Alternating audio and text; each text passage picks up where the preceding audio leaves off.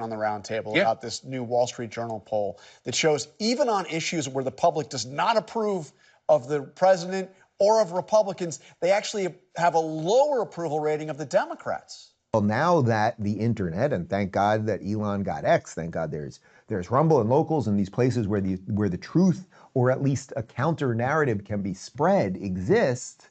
What this has led to is a complete decapitation of the Democrat Party because people see them for what they are right now, and they are largely screwed. Here is my buddy Stephen A. Smith on the future of the Dems.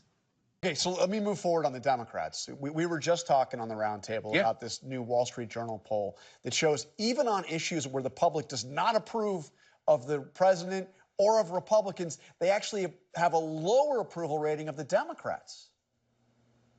Yeah. Oh, that's easy to understand. One party has a leader in Donald Trump. You can refute, nobody can refute that. He is the leader of the GOP and the Republican Party. Make no mistake about it. The Democrats don't have a leader. You know, I see, who's your leader?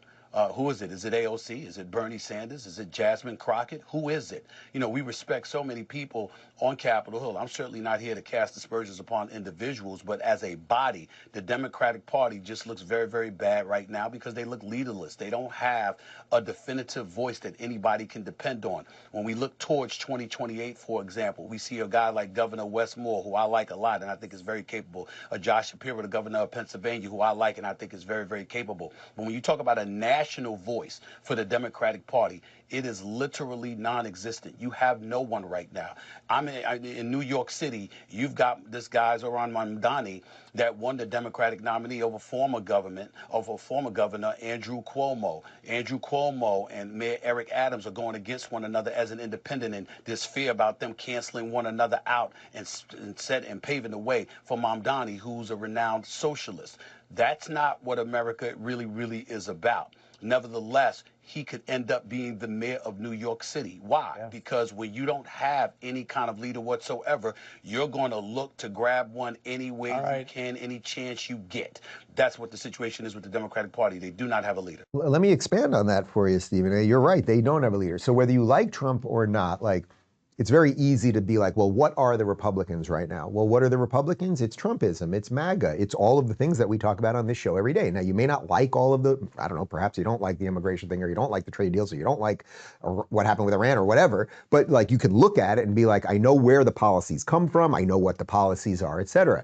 The problem the Democrats are having is not only is there no leader, who is the leader? Is it Bill Clinton? Is it Barack Obama? Is it Gavin Newsom? Is it Kamala Harris? Is it Psycho Johnson or Penis Vagina Williams? Nobody knows, right? But that's not just the problem, because the problem is when you don't have, first off, you don't have a leader. So you don't have someone you could just kind of point to be the avatar for the thing. That just makes it simple in people's minds, right? That's one part. But the other part is, at this point, nobody knows what the policies are. Are you guys all full-blown socialists?